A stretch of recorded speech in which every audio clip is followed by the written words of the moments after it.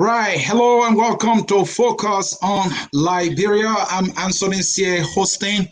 And as always, this is the hour of politics. Today is a special edition of the hour of politics. This edition is being relayed in Liberia by Storm FN 98.3. Again, Focus on Liberia is now relaying this broadcast in Liberia on Strong FM 98.3. Welcome to the broadcast. Again, I'm Anthony C. This is Focus on Liberia, and we are broadcasting from our headquarters in Atlanta. Welcome to the show. We have a special guest in studio today. Mr. Mohammed A. Dukuly is our guest, and we are here to talk about Liberia. He is here to do an assessment of the propo government under the leadership of President George Manawia. Mr. Dukuly, at this time, I want to welcome you to the Hour of Politics here at Focus on Liberia. Welcome. How you doing? How is family? And how is the homeland? Well, Anthony, thank you so much for giving me the opportunity. Uh, and thanks to the Focus on Liberia family and that of the Strong FM for relaying this broadcast. It's an opportunity and a pleasure being here. We bless God for the life that we have. Living in Liberia today is a matter of struggle. It's just God who's carrying us through.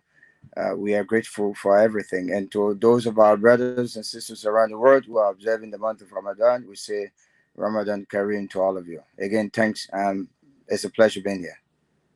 Thank you so very much. It is also a pleasure having you, brother, being here to talk about our dear country, Liberia. On somebody will say, the capable hands of George Manawia. I'm not sure of that, but somebody will say that. A little about our guest, folks. Uh, Mr. Mohammed Dukuly is a seasoned auditor, a multi-dimensional intellectual, a humanitarian, and a public servant with extensive leadership experience. With honors, he obtained his BBA and master's in accounting, respectively, from the Morehouse College in Atlanta, Georgia, where I'm broadcasting from, and the Mason School of Business at the College of Williams and Mary in Williamsburg, Virginia. Uh, Mr. Dukuly is a strong advocate for socio-economic justice, religious tolerance, and peaceful coexistence. He has dedicated his entire youthful life serving humanity. Well, Mr. Dukuly, again, we can say welcome to the broadcast. Let's get started here quickly. Such an impressive resume. You know, when you said it and I read it, I'm like, wow, this brother has been a very busy man. So I have a few questions on your resume here, just so that our listeners will get to know, a little more about you. First, you said you are you are a seasoned auditor. So how come you are this seasoned auditor? How many years have you been auditing? And talking about auditors, that name is not attractive anymore. Unfortunately, unfortunately not, because of the kind Mhm, of arrangement we have in Liberia today. mhm, When you are someone who got trained in that capacity, that profession in Liberia, now mhm, you must be most careful because your life is in danger. But as you stated, I went to Morehouse College. I interned at the Price Waterhouse Coopers auditing firm. From there, I worked with Morgan Stanley, and that was stay in the financial field. mhm, And from there, I went back to school and did the master's in accounting and worked in DC as a senior auditor, reporting directly to the chief financial officer. And after some time, came back home and worked as an audit director at the Ministry of Finance in the large tax audit division, a division that at the time was responsible for 95% of the businesses, especially the large businesses that operated in Liberia, in terms of auditing their books and ensuring that they adhere to the revenue code, paid the taxes, and not evaded taxes or cheated the government in any way. So we worked there with clean hands. We left, and since then we've been doing our own consulting here and there. So that's the level of experience we bring to the table. But it's not just the auditing experience, but the ethical and moral uprightness that comes with that experience. Because a lot of times you hear accountants, they cook the book, they crook the books, but we come with clean hands, because it's a he who speaks of equity must also come with clean hands. All right, you heard it right there. He who comes with equity uh, will come with clean hands, he said. So also, you talking about social economic justice, and you talk about peaceful coexisting, as some things that you have in your leadership resume. Tell me, what scars do you have to prove these social economic justice issues you've been having? What institution are you with in this line of advocacy? Well, I wouldn't say that I'm aligned with any particular institution in terms of registered membership, Okay, but I know that every Liberian is a stakeholder in the business called Liberia. And okay. therefore, we all must take in interest and assume responsibility, directly or indirectly, openly or closely, I mean secretly, whether on the small scale or on a large scale, whether individually or collectively, to ensure that Liberia heads in the right direction. As Martin Luther King Jr. once put it, we are all interwoven in one garment, a garment of one destiny. We may have come on different ships, but we are in the same boat now. So we've been involved. And the reason this is important, when you talk about assessing the George Weah led arrangement of a government, it is important to note that, in fact, for any government, for there to be economic progress, meaning productivity, real output increasing, where there will be investment, flooding in, where the country will be considered one of prosper nation, the first thing you need to is a reconciled society. And to have a reconciled society, it means that there will be a sense of peaceful coexistence where justice is not expensive, where Thank you, justice Mr. is, Dukuly, and we'll get to the substance of that. I'll yeah. keep that. Let's finish with the introductory aspect of this, interview. And I wanted to say to you, Liberia, as you may be aware, our politics is kind of binary, right? You out Right, of right. this, you can't be in the middle, you can't be on the side. So I'm curious, any political leaning that you have. As it is now, I've said times without Mhm. number, if Liberia as a nation is considered a political party, then that's the party that I belong Mhm. to.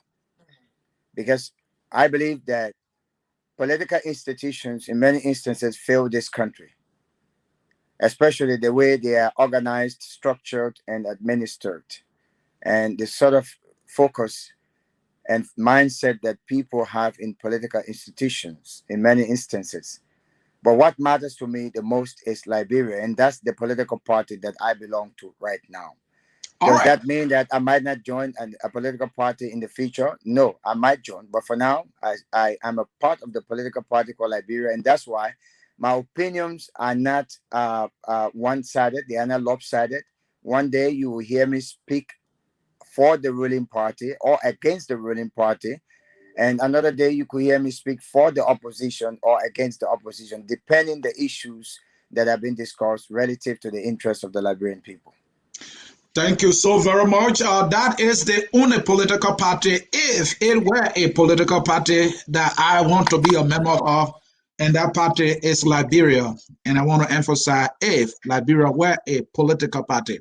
And so, before we get to the issues, um, do you wish to see a Liberia with two parties, three parties, or whatever number that may be your preference? Because what I'm hearing from you now is these parties are not organized. They are not institutionalized. They are like bags being carried by individuals.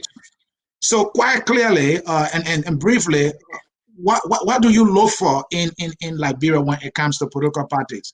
And for me, I want two-party system. That's what I want, and I want it to be also legislated. What's your Let me take? first let me Mhm. first say this: the proliferation of parties without substantive qualification of those individuals who flood those parties relative to their commitment to Liberia will only lead to more danger and more problem for Liberia. And let me say this again. We could have 10 parties, we could have even two parties, we could have as many parties as we want in this country. Mhm. If the individuals who make up the membership of those parties, the individuals who take on leadership in those parties, the individuals who possibly stand the chances to be given positions of authority in government, if any of those parties should win, if those individuals don't have the attitude, the mindset, the characters that are aligned with the agenda that should move the Liberian government, this country, Liberia, forward, then that means the political institutions are meaningless. That means having three, four, five will be meaningless. Howbeit, given the provisions of the constitutions, it will be foolhardy to say, you know what, let's have only one party or two party. But it's an opinion. One can say, let's go for two-party system. That's what you want. A two-party system. Another one to say a multi-party system. But what I really want is, because let me say this, if you see proliferation of parties today, it's not that you have new breed of ideas. It's the same old individuals who are recycling from one party to another. I am in party X today. If things don't work the way I want it, or the way I want things to work, then I leave and go and join another person to form my own party or another party. Not with new ideas, not with new zealotry, new intention to move this country forward, but in order to be captured in the photo. We all want to be in the photo. So some extent, yes, I agree with you that we could bring that down to a two-party system. But even at that, my point is we must focus more on the individuals who make up those parties so that those individuals will be working around to uphold the norms, the value systems of those parties, and those value systems will be succumb to the supreme interest of Liberia. Else, we are doomed and we will continue to be in this recycle bend, just moving from one place to another, from one party to another, and we will not get to where we ought to be. Certainly, I share, a huge amount of agreement right there, Mr. Dukuly, because hey, it's almost like our government, right? The Yes. government. I was listening to one of your interviews. You said, I mean, the institution is not a building. That's the people. So if the people are not up to the task and not doing what they were supposed or are supposed to do, and then you don't have an institution. So I Not at all. certainly do agree with you. But let's come to something very important here. Uh, you know, in Liberia, everybody agrees that, hey, peace is what we need most right now. And Right. others will even go further by saying, oh, the government is protecting the peace. And you have some disagreement there, when I was doing my research, listening to you here and there. So why you disagree with folks who think that this government, the proper government, is keeping the peace? Well, let's say this. It is very clear, Anthony. It's not the government that's protecting the peace. It is the people who are protecting the peace for themselves. Liberians are gradually coming to terms with the reality that the first law of nature is self-preservation. And the reason why there's peace, because Liberians do not want to revert to war, the bitter Mhm, experience of the past, mhm, what they went through. So it's not because the government is actually making effort. Because when you talk about peace, then you talk about reconciliation. When you talk about reconciliation, you talk about where people due rights are given to them and protected, regardless of which side they've fallen. And that will bring us to maybe another part of this discussion, or something which is judicial equality or equitability, yeah. where people will be treated not based on the color of their skin, not Mhm, based on how deep their pockets are, not based mhm, on their connection, but based on the validity of the issues they present empirically through the courts, because we in Liberia we have a court of records, right? They should be treated based on that. Do we have that in this country today under the George Weah-led government? I'll tell you, no, we do not have that. And that's why at some point in time, you saw what happened recently in Maryland. You've seen what happened all over across the country where you see mob violence is on the rampage. So I'm telling you that it is not this government that is protecting the peace. It is the people themselves who are protecting themselves and protecting the peace because they know the value of their lives, because they've come to the realization that they can no longer depend on this government for their security. Therefore, they must be their own security, because if it goes bad for themselves. So that's why in that interview, I differed. I said it is not because the government is working hard to protect the peace. That's why there is some semblance of peace. It is because the people know they are wearing the shoe. They know where it pinches the most. And they know the effect of war. They know the trauma, the psychosocial trauma they've gone through. They've not even healed. Therefore, they don't want to allow themselves to go back into it. And even in the midst of the height of injustice, in the midst of the rapes that are going on, in the midst of the mysterious murders without investigation conclusively, in the midst of corruption, in the midst of discrimination, in the midst of the level of division that is caused by this government, people decide to hold their peace, and yet many people will meet at the ballot box. So the credit for the peace and stability that Liberians enjoy today under the George Weah-led government must never be attributed to this arrangement of a government. That credit is something that the Liberian people themselves deserve. Well, Mr. Dukuly, you know, you are a social being. You are aware of this phrase, social contract. When the people elect a government, the people automatically relinquish all their rights, for the most part, to be governed, the right to be governed, to the government to do so, which includes security. And that is why the government has what we call the security apparatus, the police and all that. Are you saying the security apparatus has given up on its duties? Are you saying the government is not up to the task of providing security for its people, and the people are left alone? I think you are just saying this, if that is why you're saying, because a few, incident here and there, that which is common, universal in every country. There are cases like that. The U.S., for example. Okay. First of all, my choice of words will not be relinquish their rights. Okay. And maybe it is a choice addiction in this instance, because in Liberia, we don't learn to keep our rights. We sell our rights, because in many instances, we don't vote based on qualification, but we vote based on gratification. And that is to say, most Liberians in the past, and I think we are learning now, there was a tendency of voting for people based on how many bags of rice they gave you, based on how much of an assistance they offer you and your family, how many bundles of zinc they buy for you. So when you vote based on those sentiments, that means you are, in your instance, in your choice of words, you are selling your right. Because as a citizen, your vote is only a key to entrust someone by selecting that person to say, you be the one to speak for us, to be our voice, to be our representative, to be our senator, and to be our president. A president should be a servant leader. So if we should vote rightly, we don't relinquish our right. In other words, we entrust people with that position that all of us must occupy, but not at the same time, so that they will speak our aspiration and do the work that benefit us. That is clear. The second thing is, in response to the question, am I saying that the security is not doing the work? Look, the answer is yes. The National Police folks, the National Police of Liberia today, and most of the security apparatus in Liberia today, they have been CDCized.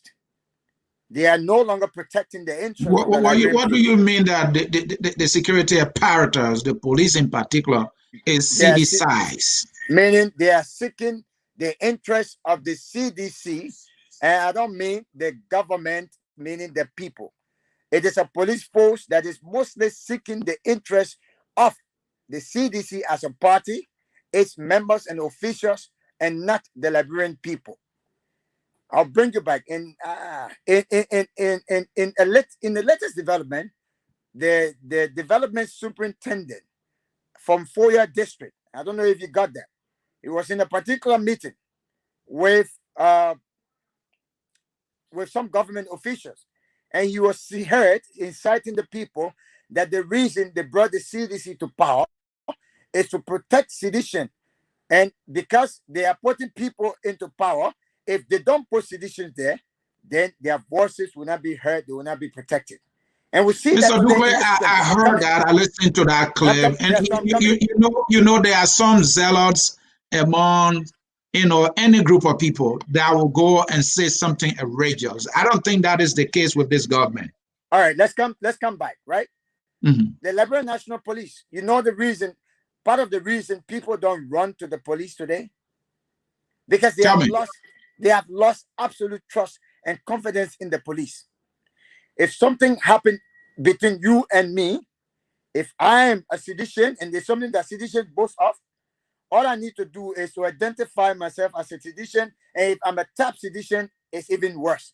That means you, Anthony, you are in problem. Even if I wronged you, I will leave you there. We've seen instances where people are vulnerable, but nobody goes to their aid because they are not part of the ruling party. Mr. Dukuly, let me hold you there. That is a strong charge. Hold it there. That is a strong charge. Look, the police, when they are doing their work, I don't think every sedition or every person who supports the government carries an ID card marked with CDC that the police will ask for before they can continue to do their work. First of all, let me say this. Mm-hmm. When you follow the District 13 by-election, mm-hmm. in which Cornelio Kratupa participated, Carla Green participated, and John Weir participated, if you recall. Out of that election, during the heat of that campaign, I followed that religiously, I'm aware. Exactly. There was a huge display of violence mm-hmm. and inhumanity meted upon the people of that district by seditions who were identified. And to the extent that there were even clips linking the very mayor of the city, Jefferson Koji. When that happened, instead of the justice minister, when that happened, when Cornelio Kratupa, in fact, there was an attempt on the life at the time, that there was an alleged attempt on the life of Senator Yemli Kanga Lawrence and others. Right, I remember that. There was an expectation that the justice minister would launch a full-scale investigation, not just an investigation that would die along the way. There was an attempt on the part of the justice minister to do that. And then, boom, what happened? The records are there. The Jefferson Koji major called a major press conference. And in fact, in that press conference, he lambasted and insulted the justice minister. And up to that day, from that day up to present, nothing tangible came out of that particular investigation. Similar thing happened in District 15 during the by-election that saw Abu Kamara being a winner when Tilia Yuri's car was burned. This is not an allegation. It was live, right? These things happen. And these are actions that were perpetrated by seditions. What came out of it? Zero. So I'm not speaking whimsically. I'm not guessing. I'm telling you reality. Those who are involved. But Mr. Dukuly, someone might think that this is that was an election violence. Something that may be common in other areas. I remember that District 15 incident. If you can remember, at some point there was a casket being carried by members of the CDC. And then later there was, this clash. So there was this clash between, both sides, of the campaign, and the police tried to intervene. And so I think the police went there to intervene. I don't think the police, was there to take side and go after the opposition candidate and our people. Are you saying that was the case? let's establish this. Okay. If you follow that investigation, the day that the seditions came out, it was not a day for them to come out, because when you are going to an election, every candidate or party is requested to give a campaign plan. Your campaign plan will be given when you want to come out, when you open your campaign, when you do your launching, your closing, you give that campaign plan. And the reason is to avoid coalition, to avoid problem. Because if you are coming out on the day that your opposition or your opponent is coming out, then NEC will tell you, no, you can't come out on that day. They will choose a different date for you. Let's establish that.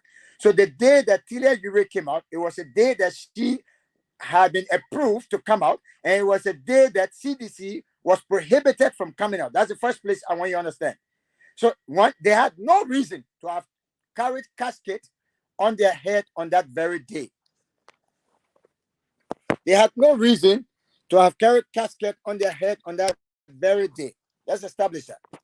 Okay. The second thing is, while they were there, when the police came, when violence erupted, the police we saw live videos. The police was present when people were citizens were chasing Tilia Yure's car. The police was present when vandalization was taking place. Are you saying the police did not do anything to stop the violence? Nothing whatsoever. In fact, these things were in the report, the recent U.S. Department report, in terms of the violence, in terms of the meekness of the police and the politicization of the police. They were there. They did nothing about it. So Mr. Dukuly, are you saying that? Mr. Dukuly, are you saying that the rights of Liberians are not guaranteed by this proper government? Is that why you're surmising here? I am not surmising. I'm emphatically saying, under the CDC-led arrangement today, I would say that even the chicken has more right than the human being. Because before you kill a chicken today, you ask whose chicken it is, and you might pay for it.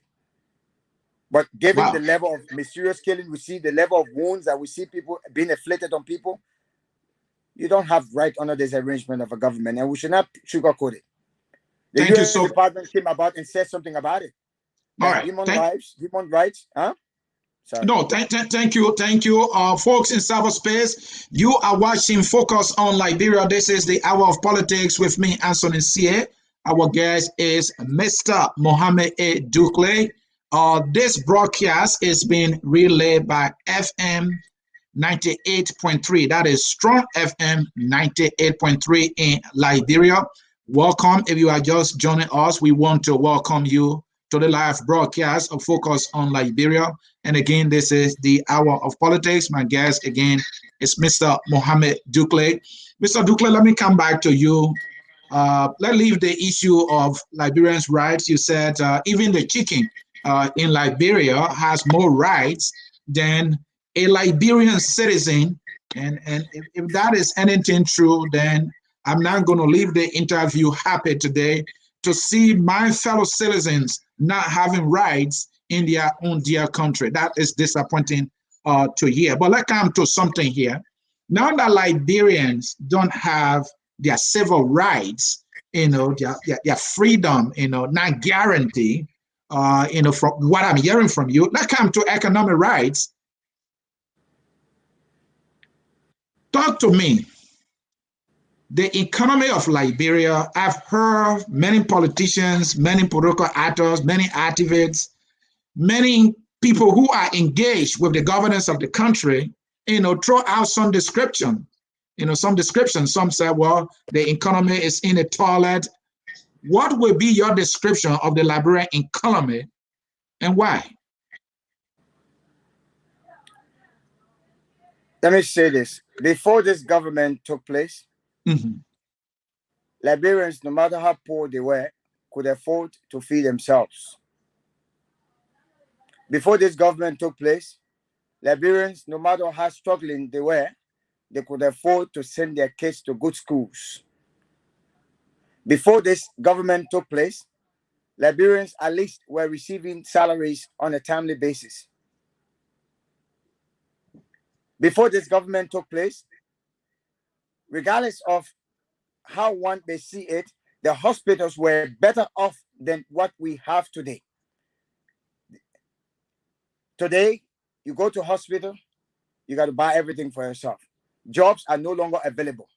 Companies have packed, most of them, they've gone to Sierra Leone and other countries. New investors have not come in. The cost of communication has gone high.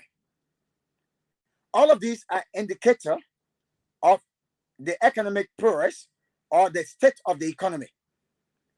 And that brings me to an answer to your question. Is the economy any better under this regime than it was under the last regime? No. The economy is worse today.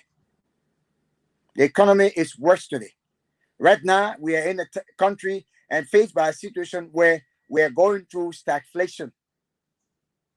What you call stagflation, Mr. Dukuly? You are using some flashy words here. What you call stagflation, my friend? You have a stagnant economy that is not growing.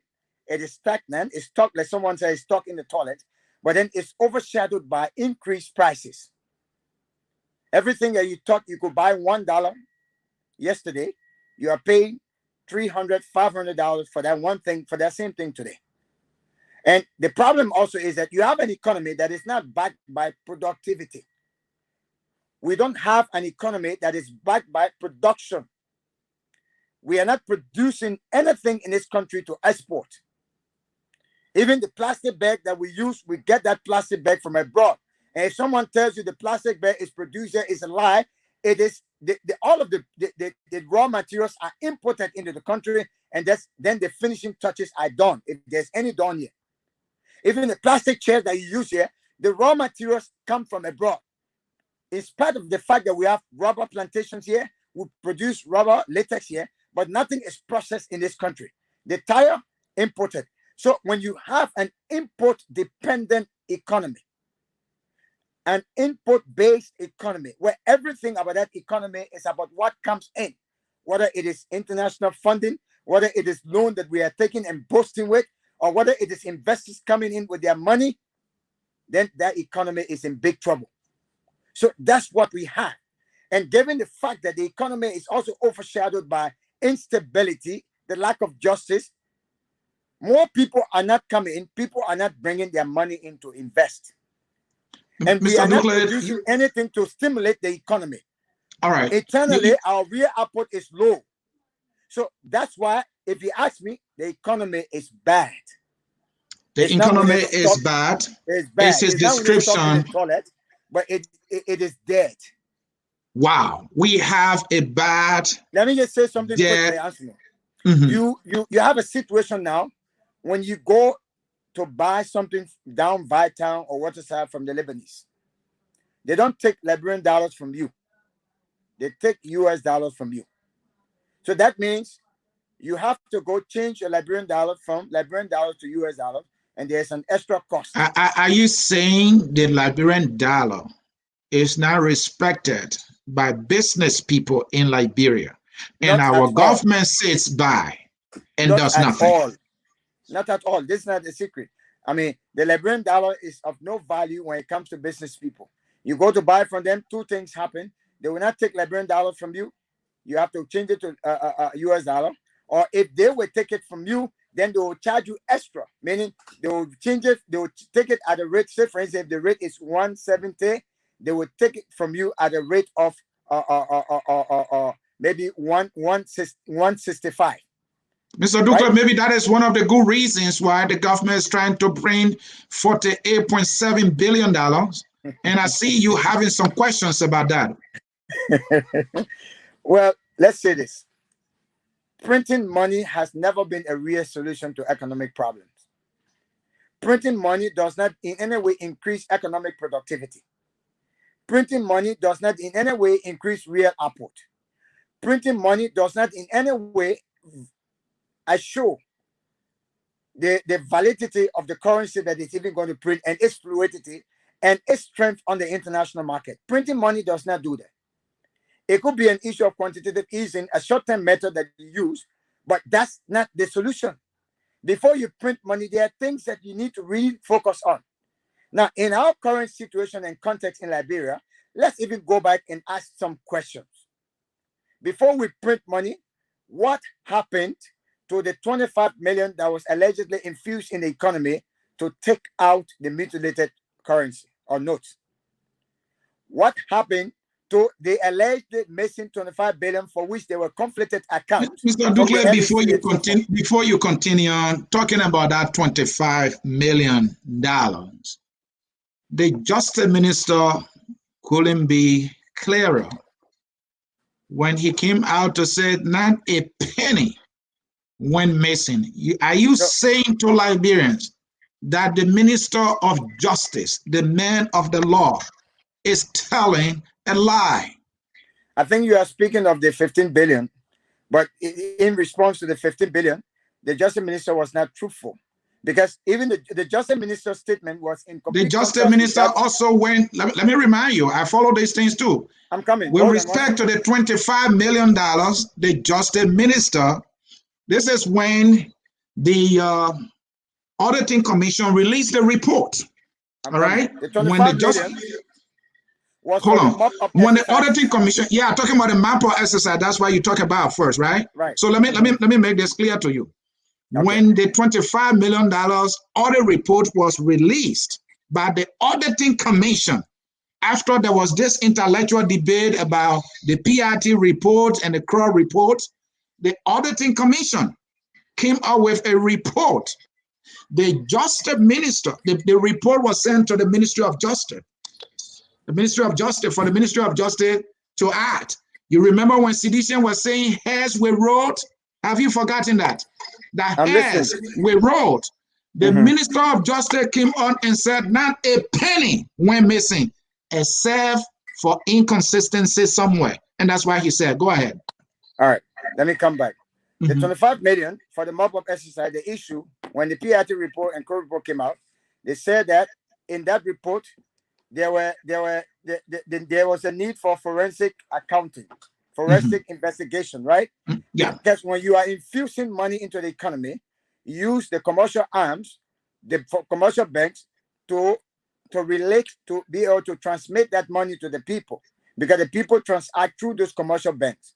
But mind you, the 25 million was allegedly infused in the economy outside of the commercial banks without any trace of accountability. So the very PIT report said that there was a need for forensic accounting to actually account for how that money was infused. If you read that report, that's the first thing it stated, that there was a forensic accounting needed to account for that money, because it is not conclusive, because the banks could not account for it. How did that money get infused into the economy?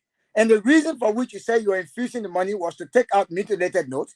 Just a few months later, the mutilated notes flooded the market, and we could not even see the new banknotes. So let's come to the 15 billion allegedly missing. That's the one. It says that there were inconsistencies. The LACC said that money got missing. Information Minister said that money got missing. And Justice Minister came and said something different. But at the end of the day, they said that there was no money got missing out of that PIT report, right? And that's the one they're referencing. However, there were inconsistencies. But if there were no money missing, where did the money go? And Mr. Dukuly, to come in here, I was only trying to bring to your attention that the government of Liberia position, through the Minister of Justice, Musa Dean, on both the 16B and the 25 million, he was clear that a $0, I will use it, a $0 did not even go missing. Those were his words, and the press statement is available for us to see. But let me bring you. I'm saying that's a blatant lie. The Justice Minister might have said that out of coercion or out of out of his own discretion, whatever the motive will be. But that's a blatant lie. Okay. I mean, where did the 25 million go? He lied. I'm saying if he said that he lied, I'm saying it over here. He lied if he said that nothing got missing. Where did the 25 million? Let me bring something else to your attention. Look, let's be honest with ourselves. We say that there was no missing money. There came a time the market got flooded with new banknotes, 500, 1,000 banknotes. Where did they come from? They were not in the commercial banks. Up to the point where commercial banks were even afraid to take their money to the bank, to the central bank, because the reserve requirement could not be gotten when they needed it.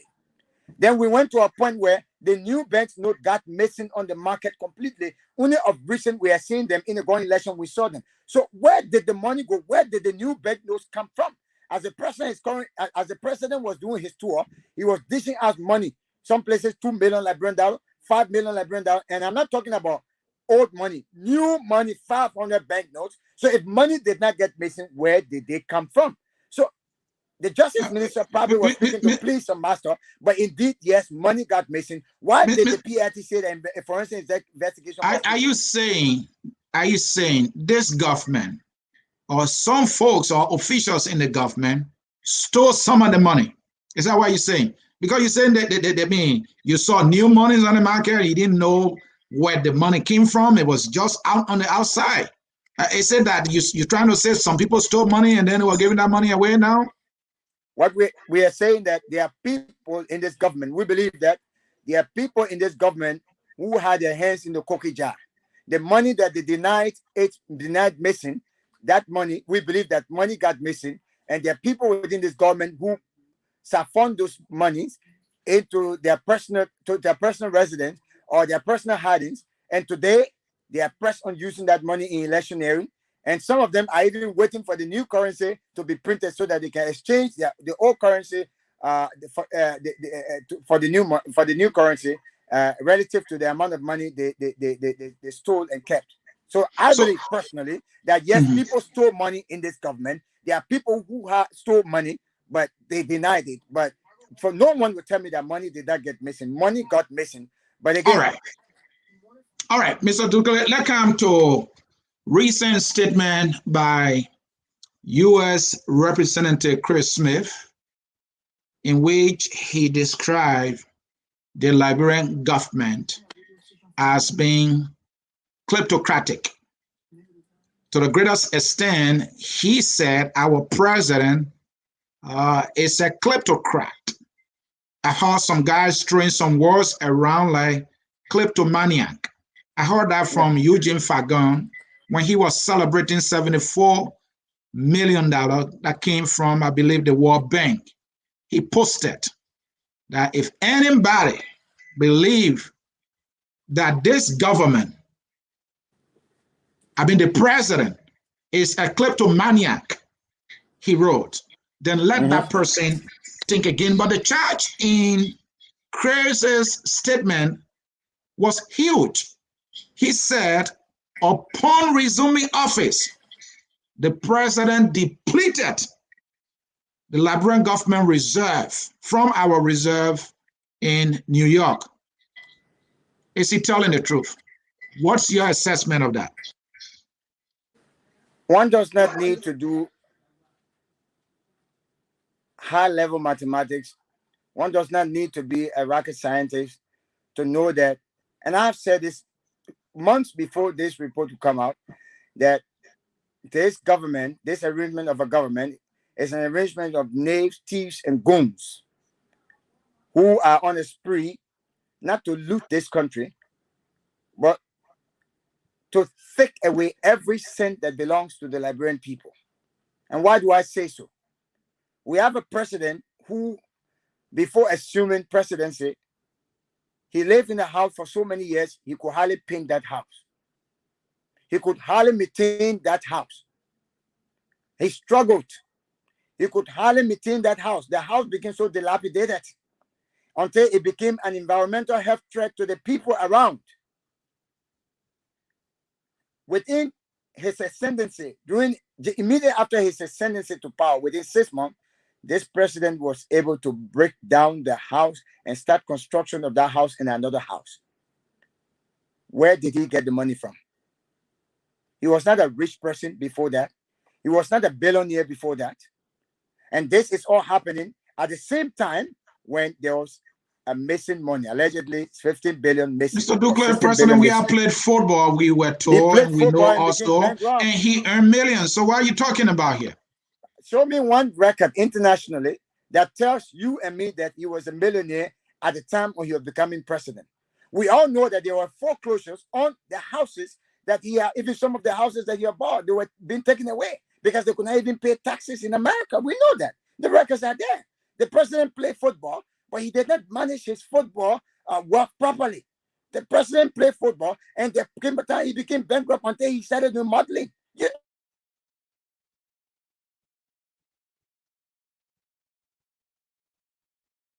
All right, folks, you are watching Focus on Liberia. Go ahead. Anthony? Go ahead. Yes, the president played football from that football. The president did not adequately manage the resources from his football. He became bankrupt and he became a pauper even before, to the extent that the president begged to be a senator.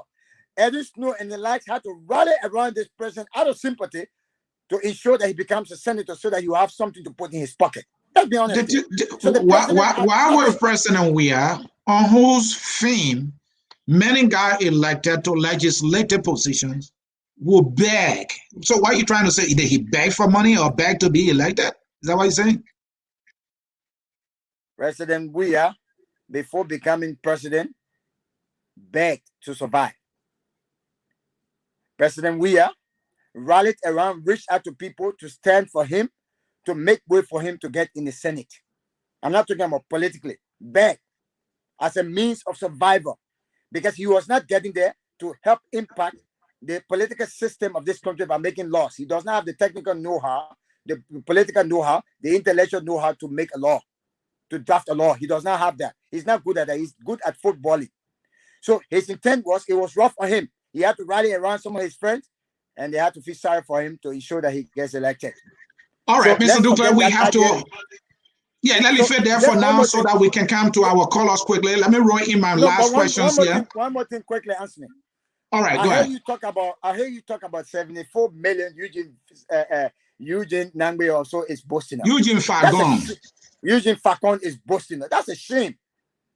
In a country of Liberia, from 1847 up to present, we should not, no responsible government should be celebrating a $74 million arrangement with the World Bank that only incur more debt for the generations to come.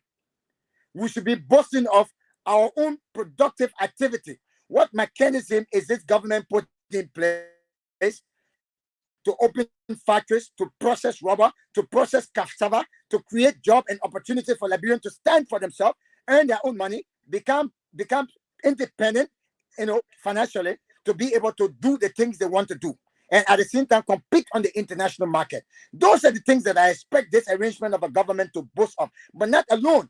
We are making mistake. 74 million, go and look at the details. That means that you have interest accruing, and that particular money is going to come with guidelines. The implementation will be poor.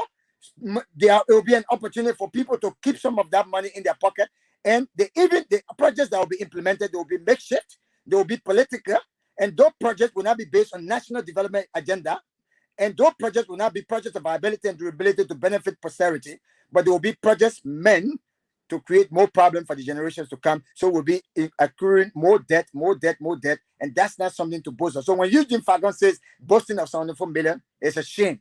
Create jobs. All right. Make sure that our institutions are strengthened. Train the students so that they can be technologically advanced, they can be vocationally advanced, so that they can become laborers and employers at the same time. They can become entrepreneurs. That's what I want to see, and not someone begging for a loan with exorbitant interest, and then you come and boast of it. Thank you so very much. Again, folks, you are watching Focus on Liberia. I'm Anthony C. hosting. This program is being relayed in Liberia by Strom FM 98.3. Very quickly, we will be taking calls. I will just roll in my last question here, and my guest is going to be very swift in answering it so he can interact with our callers in Liberia. And very soon, I will also be announcing the numbers. But finally, Mr. Dukuly, let me come back to you here. Let's talk about the CDC government programs, policies, and projects. Let me brief here so that we can bring in the callers so you can have the opportunity to interact with them, especially folks in Liberia who really want to participate here, Focus on Liberia, and also Strong FM 98.3. So our government came with this proper policy. That's how come it's known today as a proper government. My first question, do you think this government is actually proper? That's one. Number two, looking at the government programs, policies, and projects, can you deny or disagree that this government is a proper government? harmonization, projects around market structure for poor market women, free education. These are pro-poor, don't you think so? All right. In the first place, I will let you know that even those who brought about this idea of propo agenda for prosperity and development, they themselves don't even understand propo.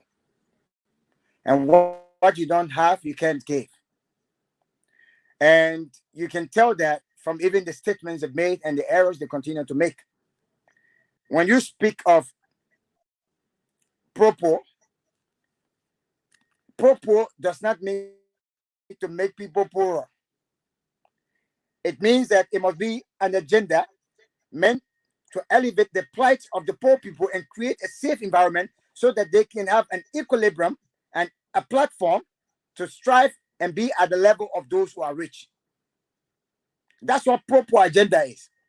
That it would not be a lopsided, one-sided agenda only for rich people, making the rich richer, but it will be a platform that will allow people to work and earn and get to the level of success that others are at.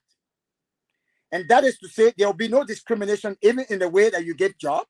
There will be no discrimination in the way that you allow companies to come in the country if they are coming. That these things will be on an equal level. But let's look at this agenda today. If you look at everything that this government has done, it has hurt the Liberian people more than helping them. It has harmed them more than helping them. When this government took place, one of the things they did, they increased the tariff even when it comes to importation, like those people who will bring their containers in.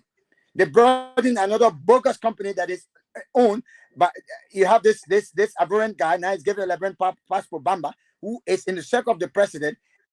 Additional costs were added to the BVA cost, now making it even difficult for Liberians to even bring in goods. So what happened? People started routing their goods to Guinea and other places, leading to tax evasion and even creating more burden on the Liberian people. So then you look at it also. In terms of those who are being employed in this government, they should be qualified and competent so that they will serve the Liberian people. Then everyone will be equal under the law. Everyone will strive to succeed. That's purple. But look at the kind of appointments that are being made. Appointments that are made based on affiliation and not on qualification. Appointments that are made based on sentiments and not competence. Now, when you do that, that's not purple. That's purple. Meaning you want the people to get poorer and poorer while you get richer and richer. And that is what is happening in this country. Now, let's go on the other side. You talk about harmonization. Harmonization is not something that this government brought into place. It is something that was even existing long before this government, but it was done at a slow pace, very thematically, thoroughly, logically, taking into consideration the empathy of the people and how it could affect them. It was already happening. Harmonization was taking place. There was standardization of salaries. There was a time in this country now on the Ellen regime, every consultant, regardless of where you are getting the same money. So that harmonization was gradually taking place. It was not being done for political reasons. It was being done so that Liberian people can benefit in the long run. But this government came when they had nowhere to go.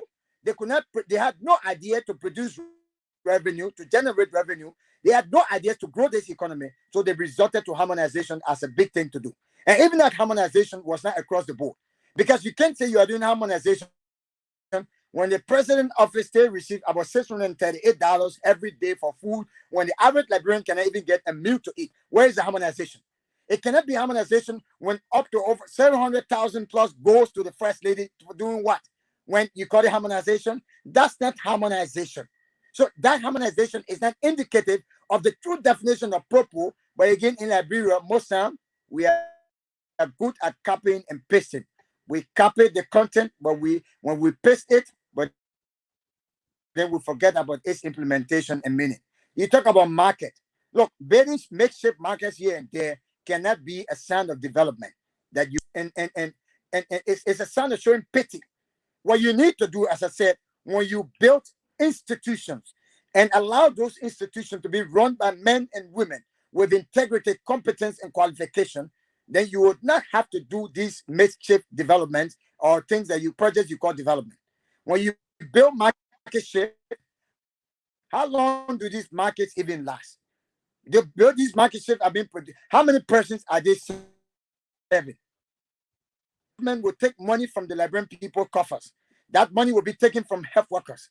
Money will be taken from teachers. Money will be taken from security officials. Money will be taken from civil servants. Then the usage of that money must be based on holistic national developmental plan that will benefit the people in the long run, that will bring dividend to the people, that will yield return to the people. And not that you build maybe a 3-table market stuff, then you say you have gone development. That's not development. That's a way of fooling the people.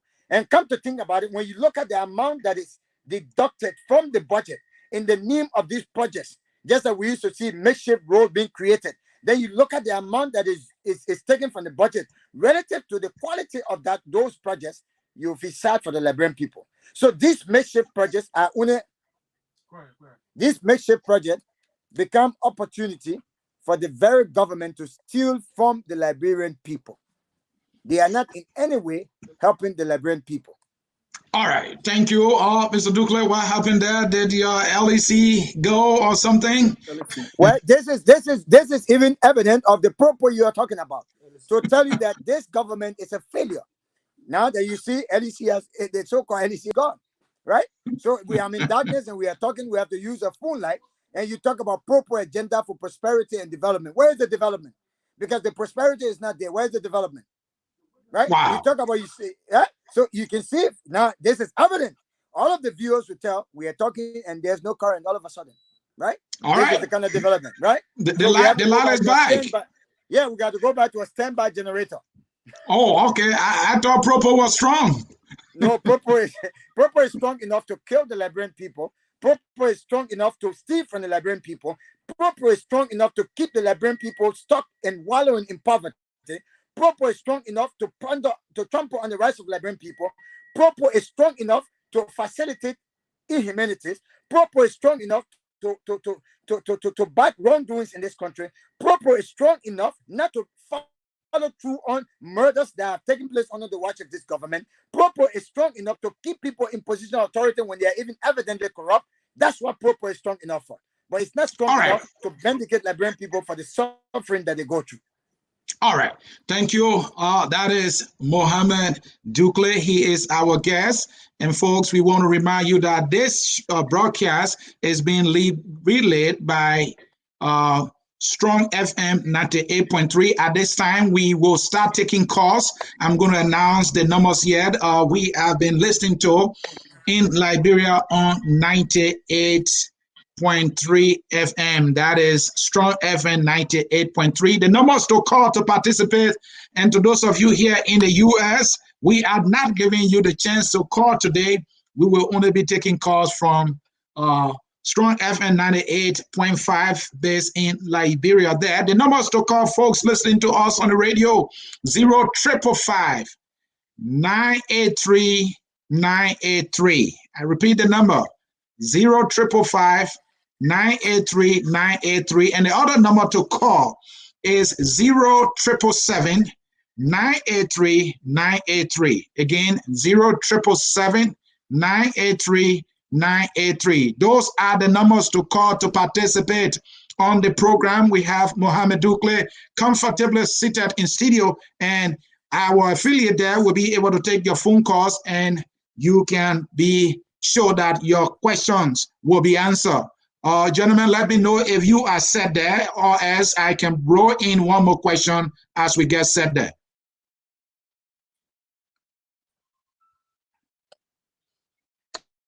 Okay. All right. Non-drop. Do we have a caller there? Mr. Dukuly, do we have a call? There's no call on the line yet. You can go on with the next question. Okay, there's a call. All right. Yeah, so I think I called the number. Let me call the number again, folks listening there. The numbers to call are 10-555. All right. Hold on. Hello?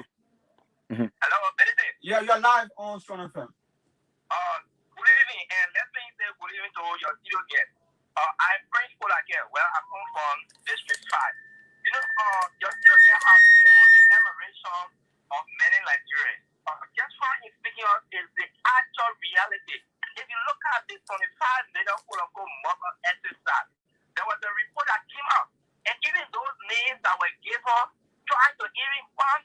names, struggle names. These are names that was not in existence, and the businesses, they are not even in existence. So unless it's analysis, and what are you saying? Like you are now, the people, I think it is the other way. It is the other way around. Everything has gone from bad to west. Where are we heading? There's no need in this region. I think everything we spoke of yesterday is even happening on the increase. Let me extend my revolutionary greeting to him and let him keep it up. All right. Thank you. Let's take this one. Let's take another caller. Hello. Hello? Oh, okay. We missed that caller. So, can you recall the number to the people? All right, folks, the number to call 0-555-983-983. Again, 0-555, that is 0-555-983-983. Again, 0-555-983-983. For the second number is 0-777-983-983, and you will be live, and we will surely take your call. Do we have a caller there? Okay, Anthony, the second is 0770. Oh, okay. All right. Thank you. Yeah.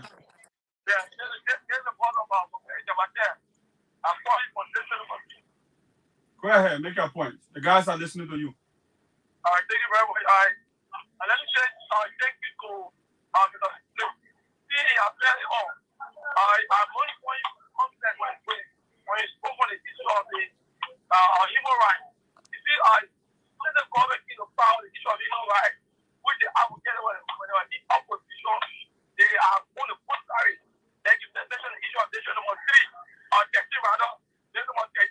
All with this is nation number 13. When the one you put you were highly important in the process, and today they said it was carrying on investigation. There was no investigation. Even the arrow of nobody can now also I call it for me on the issue of the other coaching. Today, because of CDC, you can't run a government on a party level. That viewer is bigger than a political party. But today, CDC is running the country based on party. They continue on this path that the entire world is observing on. The government is moving on the path of the road. So I would say this, almost you think that overall, and so we listening, we are questioning some of this thing in Liberia. But I only have passed the government is, so you know, that one of the first things, but I give the government, and when people say, give the government, you are answer the government. I think there's a time of President Gov't to do so much, and start there that you can call a bishop and start there at the government. Thank you very much. We appreciate that. Thank you all the people, everything. Thank you to what you were again and to the guys of the whole station. Thank you so much, caller. I think we're missing the yeah, it's 0770. Yeah, let me call that number again, folks. The second number is 0-777-983. No, it's not 0-777. 0770. All right, thank you. All right, I apologize. Let me make a correction here. All right, we got the correction here, folks. Again, the number that is the second number is 0770. Yeah, go ahead. Go ahead, Anthony. Okay, 0770-983-983. Again, the second number is 0770-983-983. Okay. Do we have a caller? Yes. Yeah, I mean, the caller job, you know, you're trying to manage. Yeah. Okay, we got someone on the There's a caller. All right, caller, go ahead. You are live. Hello? You're live on Honorable Station Manager, this is Noah Kawuke. Noah, welcome. Yeah, salam alaikum. Wa alaikum salam, Chief. Happy Ramadan. Out the way. Noah's Augustine, can you hear me there? Yes, I'm hearing you very loud. Okay, Mr. Noah's Augustine, you are also live in the U.S. on Focus on Liberia. Go ahead. Yeah, thank you. I think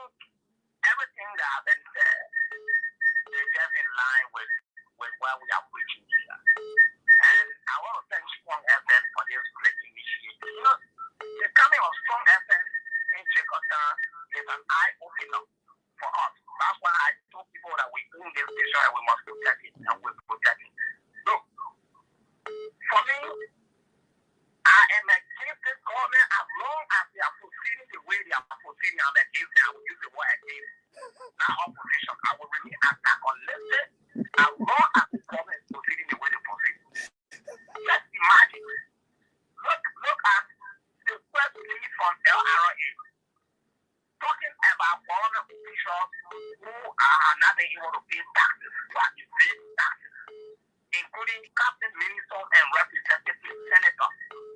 But the only thing is, they are not being courageous enough to put out the name of the officials of government who are evading taxes.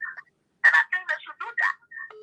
The husband of Kinabolo, the chief of protocol to the office of the president, was disconnected by LEC because they are not then paying electricity bill.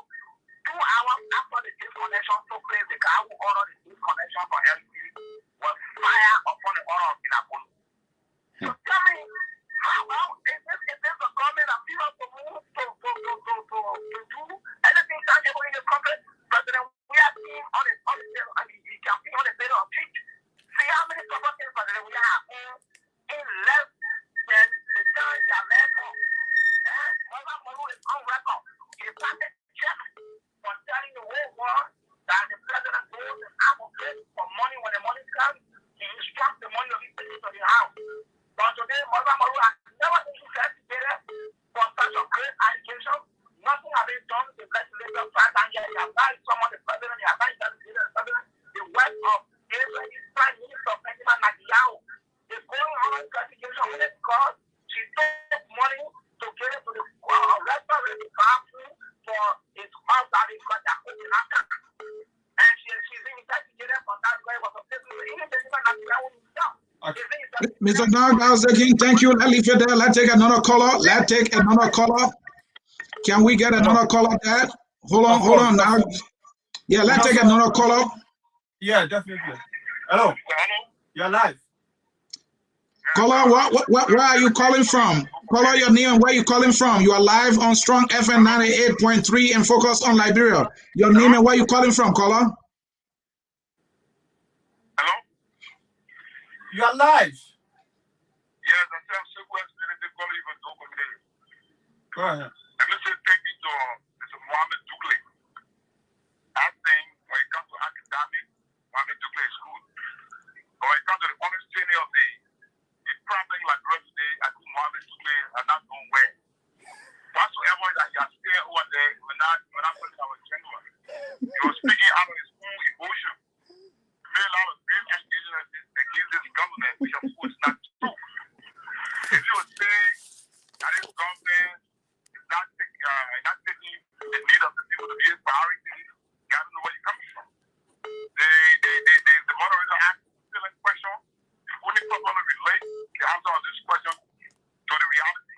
So I think one thing to play, you need to do proper research to understand the Liberian problem, take for your heart emotional lazy, and do justice to the forum.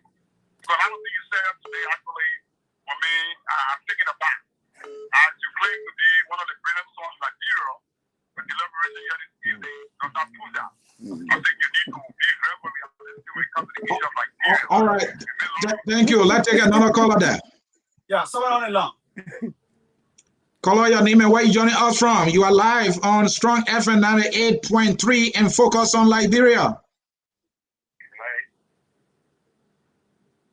Go ahead. Yeah, Mr. C, how you doing? I'm calling from Australia. All right, go straight to it. All right, I just want to applaud the brother who did that. And, these are the kind of truth we need to be telling ourselves. It's just one key point I want to stress on, and that is what he was talking about the work of President Weah. It's a shame to the CDC and Eugene Fakran and whoever made that statement. They should be ashamed of themselves. Because President Weah declared it after 2 years ago when he was no longer active playing soccer. It was about $2.4 million.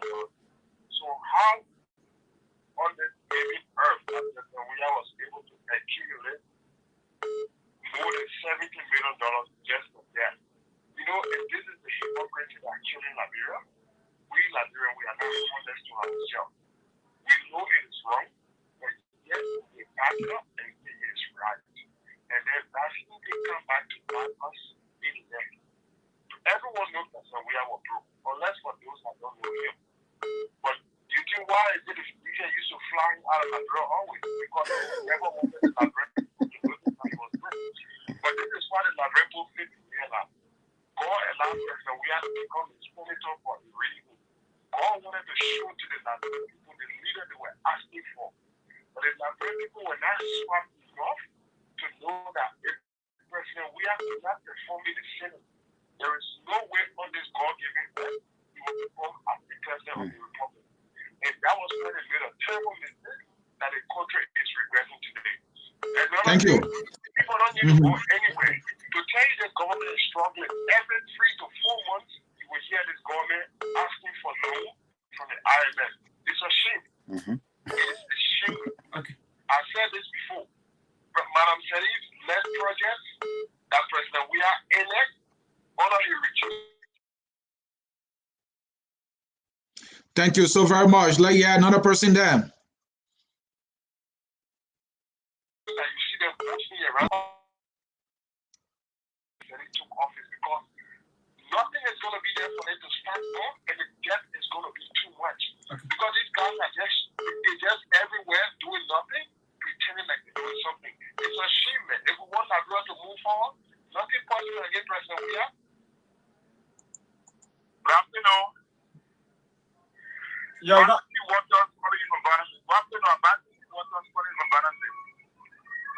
Go ahead. I want to say good afternoon to your video guest. Good afternoon. I think Mr. Dukuly has spoken his mind. I don't think you are realistic and fair to the question that I asked you. The moderator asked several questions. Actually, the answer that he gave back on your line. We know that the full report we put there on the 16 million and the 25 million dollars. And all of those times that they have come away, it is saying those that particular report. And let me tell our brother, Mr. Dukuly is an excellent academician. But when it comes to this government that so far, academicians in him, there are people who went at the central bank who have a lot of experience in him. They have graduated with honor in the university in him. So we should not try to condemn the people. Not because it's not in the government, we try to blame everybody in the government as people who are not effective in doing their job. To ask them about the 25 million and 16 million dollars, you are not very much clear in answering that question. You also said that even the ticket in Liberia, they are right and respected to the Liberian, the ordinary Liberian. They asked me that statement, they were very much high. So Mohammed Dukuly should know that he has this repetition to us to protect, and not because he has some dislikers with his government, he will come and say all kinds of things that does not represent him. On a fair note, he's a good academician, or a academician of Nigerian province. All right, caller, thank you. Thank you.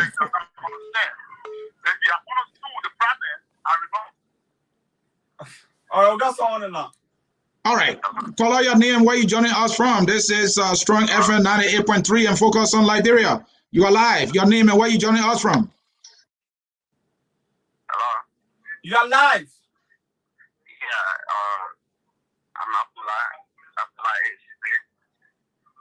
and I want to say thanks to Brother Dukuly in thanks to focus Liberia.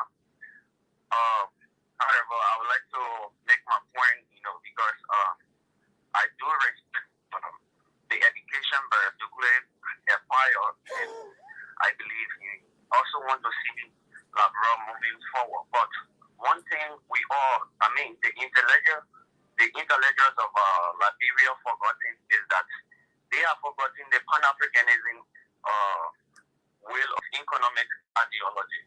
And that's the only way we can move this country forward. Discussing the colonial style of integrating our economy will always lead us to backwardness. We have to understand what is diplomacy and who are controlling the diplomacy of our country.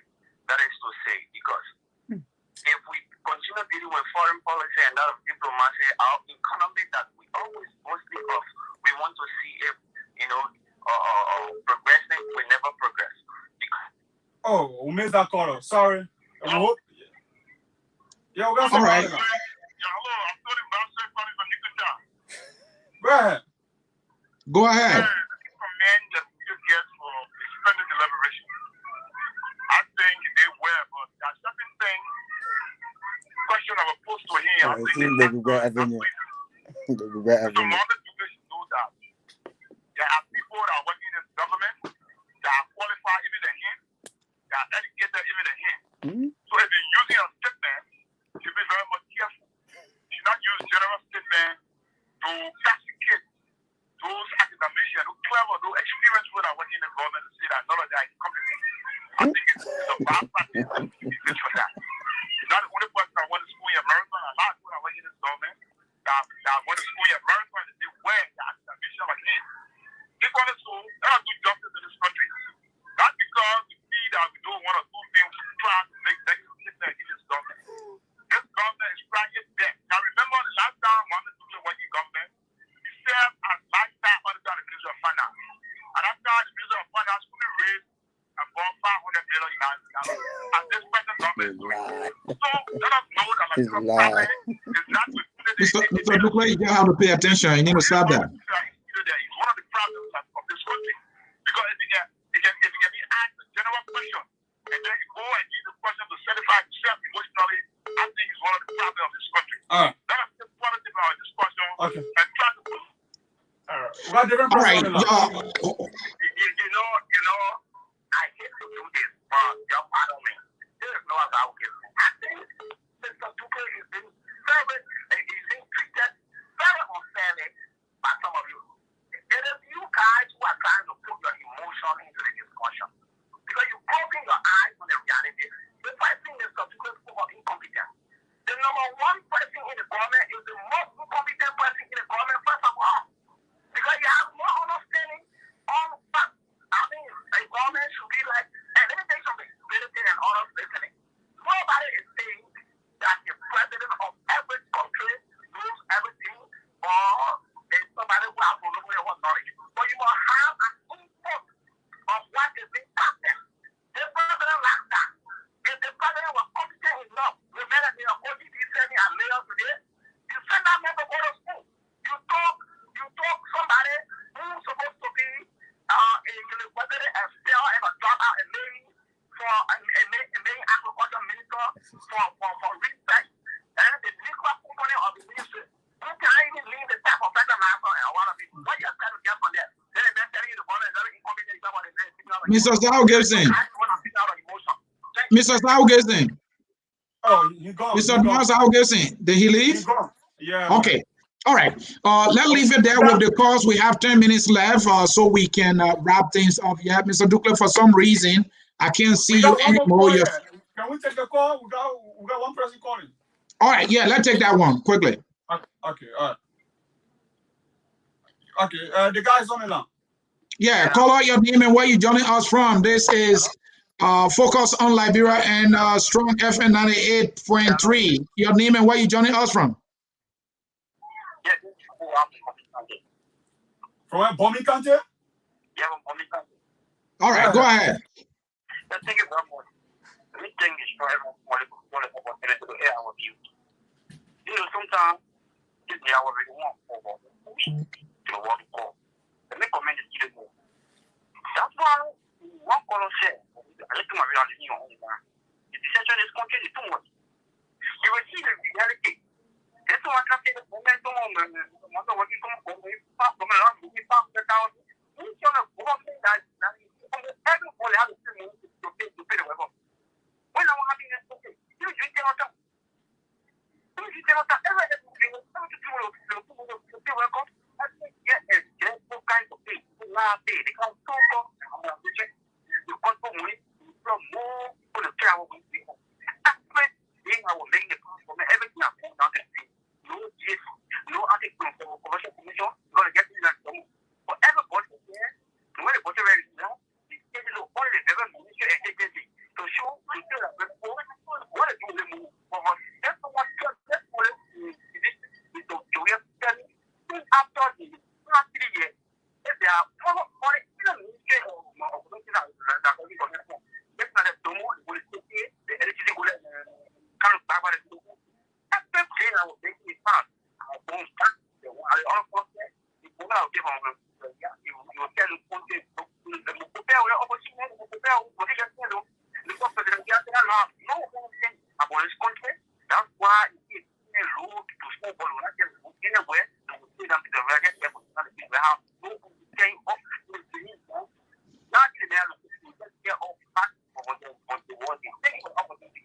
All right, thank you.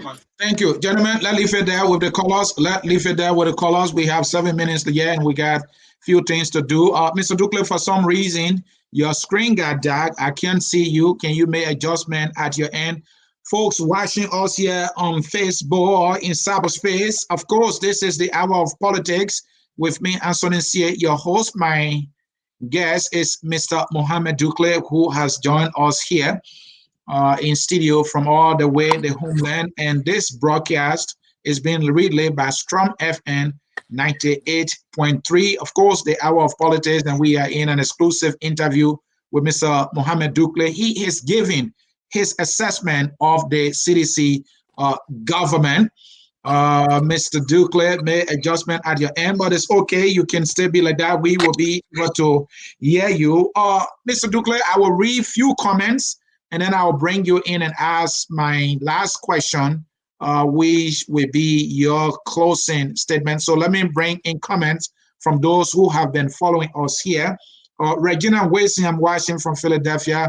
Regina, thank you there. I see Tutu Dosili. He say, Assalamu alaikum, Honorable Dukuly, Ramadan Mubarak. Good afternoon, Mr. Sia. Thank you there, Tutu. Emmanuel Jackson, this brother is so transparent in his dispositions on Liberia. Somebody is speaking some big book there. Augustine Tama, good evening, Mr. C. I'm following you religiously from District 16. That is my district in the borough of Nikruta. Marcus Soiree, good afternoon. I'm watching from Germany. Hey, Soiree, my man, thank you for joining us from all the way. Stephen Waxon, the $25 million was given because there were too much Liberian dollars on the market, but now the same government is telling us that no money can be seen on the market. That is a statement that has a lot of truth in it. Let's hear from Anthony Freeman. Google the president's wealth. You will see that the president worth over $50 million. Someone is making the argument that the president is a rich man, chief, but do you not think it's important to join the brother to lay down a better foundation for Liberia? Somebody is asking a question. Let's hear from Tanun Gibson. Don't believe everything you see on Google. And why didn't the president declare his asset when running for office? The president declared his asset 3 times, but when he won, the code of conduct required that before you take seat, you should declare it. He was chased. He delayed 6 months into his administration in violation of the code of conduct, and he has been hiding it from us, even though he did not hide it for the 3 times he did. Go to the site I just posted. You will get to know our president wealth. This speaker is limited in his knowledge. Somebody is saying Google is telling that Mr. President got $50 million. Well, let's hear from, I saw Baton Kula there. Baton Kula writes, well said, caller, focus on Liberia. Let a person who's making salient points complete his statement, please. Well noted, Mr. Dr. Kula. Let's hear Kula again. Their lies caught up with them. Look at the asset declaration of Via in 2014, 2011, and 2006. He was not worth more than $2 million, but those guys are saying he was $50 million now. I don't know where he got that money from. That is the questions maybe auditors can help us to understand. And we have an auditor here as our guest.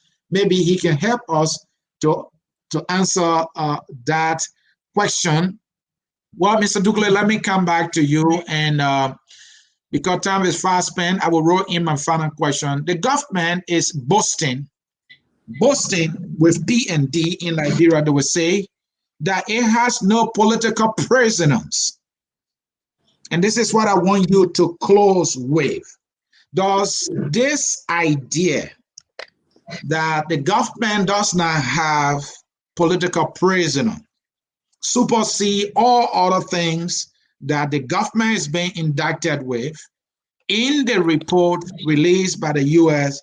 State Department? That's one. 2, should the U.S. be taken serious here?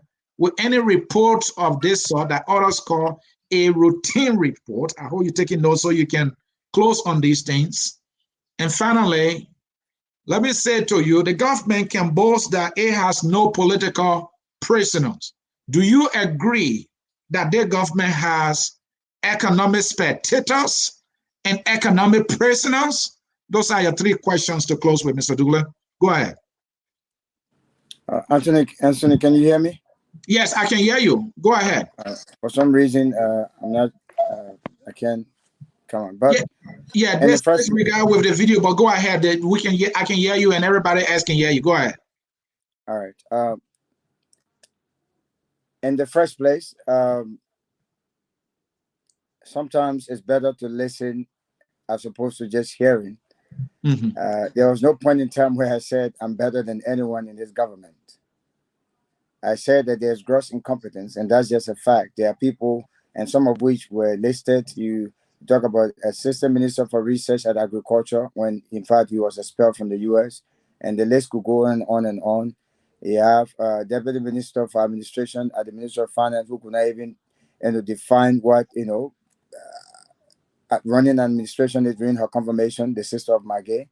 Mm-hmm. And you have people in various capacities who are not qualified. They don't know where to start from. And that's why we have the payroll. The payroll wage has been overstocked. You go into most of the ministries, you have two persons on the same taking pay for one. One is a citizen, he has to be accommodated. And the other one is the real one who knows the job. These things are realities. But when people get together, a group of young men who don't, who see calling on radio station to back a failed government as a way of livelihood, then it becomes a matter of pity. And then people begin changing their name from one to another. But I go to the other point, no political prisoner. I mean, the government, this particular arrangement will not have any political prisoner. You know why?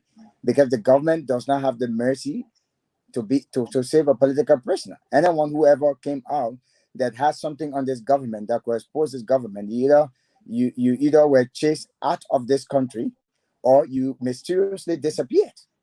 It's not like other times where people were investigated and kept. People have been killed. So it's not something that the government should boast with. So, oh, we don't have political prisoners. Yeah, you don't have political prisoners because you kill most of them and you scare most of them out of the country. You have the likes of Martin and Colley. They're not in this country because if they were here, they almost got killed. They have to run away from this country. There are others who are not here. I mean, when the 16 billion saga came, there was a guy at the Central Bank of Liberia. Matthew Innes. Innes died mysteriously, right? And the names could go on and on and on. So it is not something that citizens should be running with. And that's why I say we need to get us out of this CDC mode and think that this is about Liberia. This is not the Republic of CDC. This is the Republic of Liberia, and this is the government of the people of Liberia. And once we begin to think in that form and manner, I think it will help our decision making. The government does not have political prisoners, yes, but the reason is because they are not patient enough. They are not tolerant. The government has a very light skin, does not have a thick skin against criticism. Anyone who has anything tangible to expose the ills of this government, you are either killed or you are run out of this country overnight. The second thing is that should the U.S. report be taken seriously? Of course, yes. And it is sad when this very government decides to demonize that report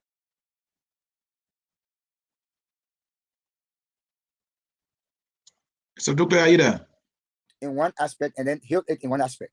When government is a government of corruption, government of misuse and abuse of state resources, that's become a problem. But when the very U.S. report comes and say, oh, the government does not have political prisoner, then you run with it. You can't have your cake and eat it, right? You can't at one point in time choose when to accept a report and celebrate it, but then another point to reject it. That's just hypocrisy, and that's the nature of seditions and George Williams, right? The last question. I think you said whether they were Yeah, political I want to spectators. know that though the government is boasting about not having political prisoners, do you believe that there are economic prisoners and economic spectators? Of course, obviously, yes. In fact, we are all economic prisoners in this country. The reason is simple. As I said, since this government came into existence, let the government boast of one company, one investment that it has brought into this country. The Iboma, the Eton, all of those things were a failure, disaster. Nothing has come in this country to improve the life of the people. That's why I said from the beginning, we are facing stagflation. The economy is stagnant. When the economy is stagnant, that means we are economically imprisoned as Liberians. And we don't just, it's not only the Liberians locally who feel the pinches. You, as Liberians in America and the diaspora, you also feel the pinches because you then get overwhelmed with many responsibilities and that you have to shoulder. So it also pins you down economically, why you have to juggle with the limited resources. So yes, they're economic spectators. I mean, economic prisoners. We are economic prisoners because the failure of this government. The government is not doing anything to stimulate the economy, to empower agriculture. We have an agriculture minister that is not empowered. If you look into the budget, the allocation for agriculture is far below the allocation for the president's office and other things that are not very important to this government, to the people of Liberia.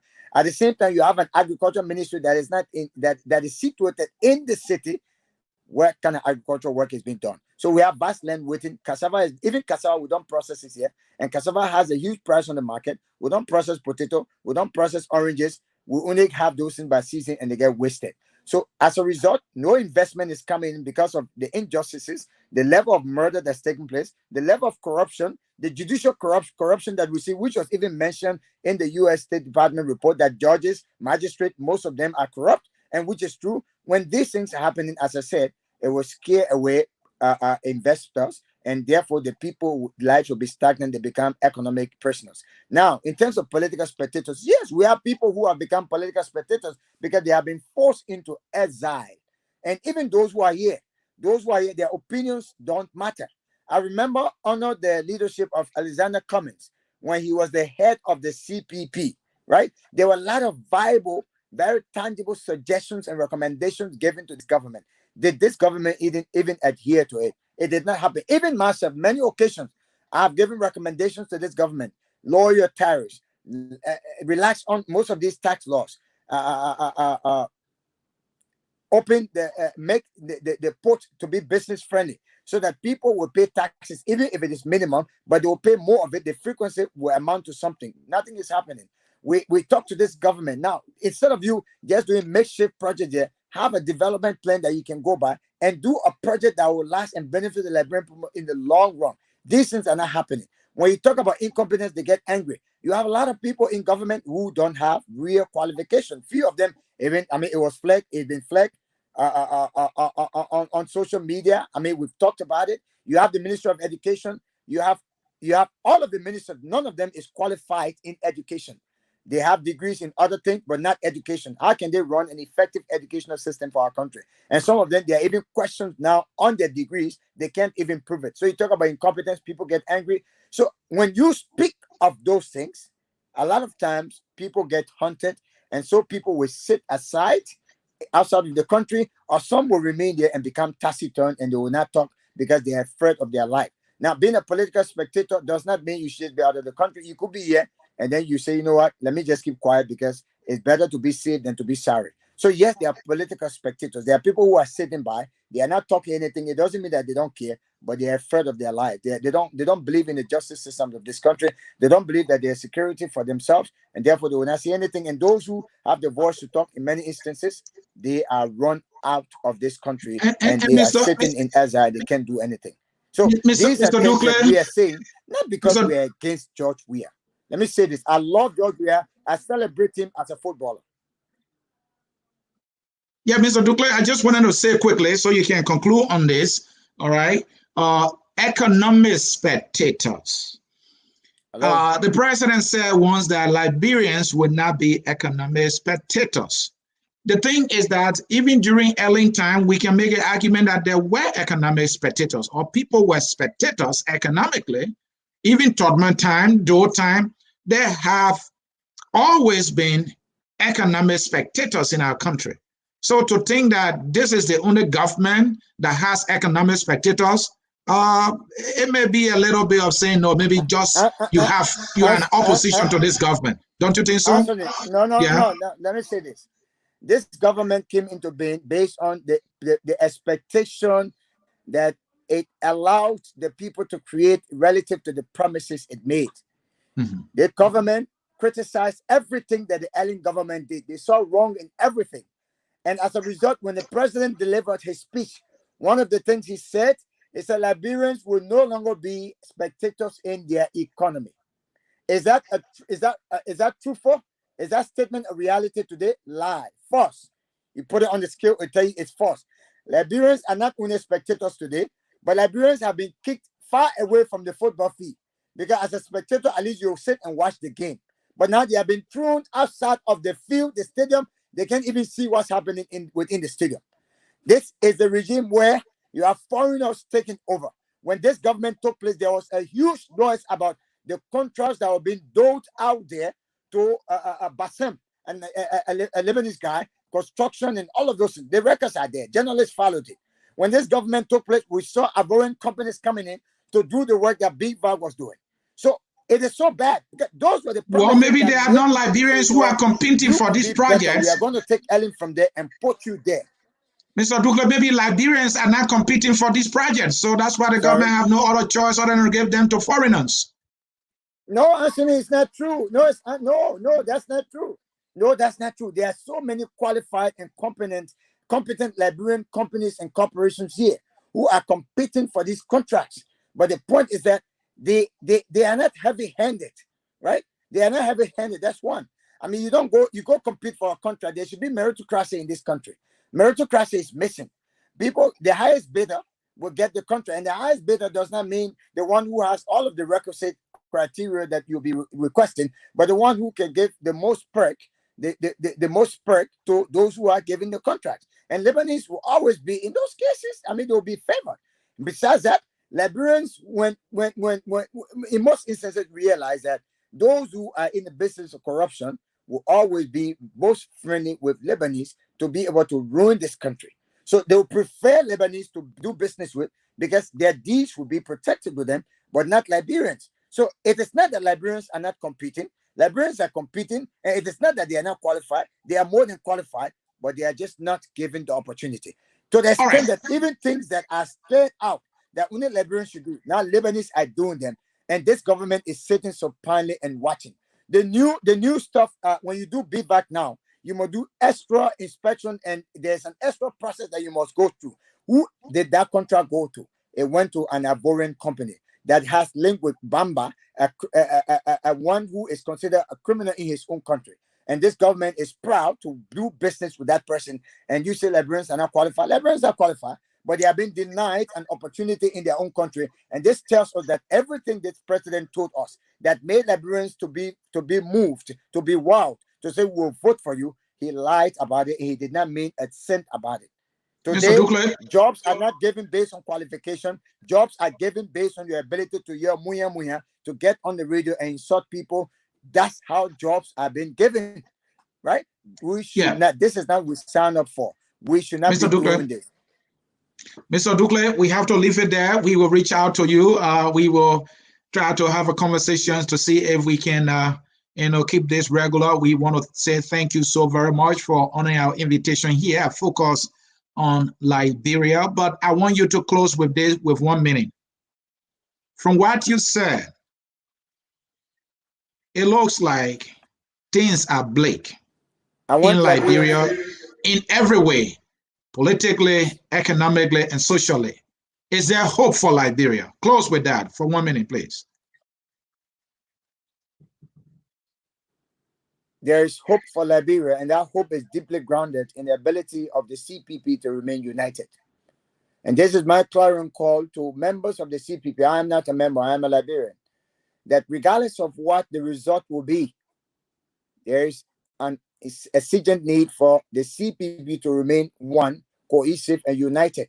Whoever emerges at the end of that primary, let everyone support that person so that George Weah regime will be a one-term regime.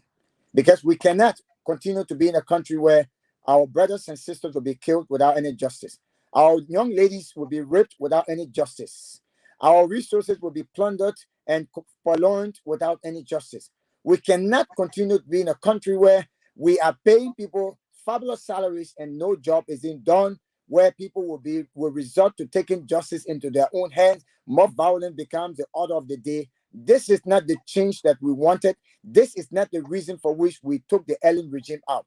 We took the Ellen regime out so that Liberia could be better. Is it better under the Georgia regime? No. Is there hope for Liberia? Yes, but that hope is deeply rooted and grounded in our ability to stay together, in the ability of the opposition to stay together. Whoever becomes the winner of the primary of the CPP, I urge all members of the CPP to stand by that person and ensure that Liberia is taken from the darkness and delivered in the hands of someone who is capable, qualified, and with the moral and rectitude to move this country forward. Mr. Dukuly, thank you. Thank you, and thank you again. And we want to say a very big thank you to the strong. Yeah, I'm here. I'm saying thank you, and thank you again. And we want to say a very big thank you to the folks there at Strom FN 98.3. We can do this again, folks. Thank you. This is how we'll come to the end of this broadcast. I'm Ansonin C, and I brought you yet another exciting edition of the Hour of Politics here, focus on Liberia, where we educate, we elevate, and promote all things Liberia. Our son, we are all Liberians. Despite of these political and economic despair. Bye-bye, folks. We are Liberians.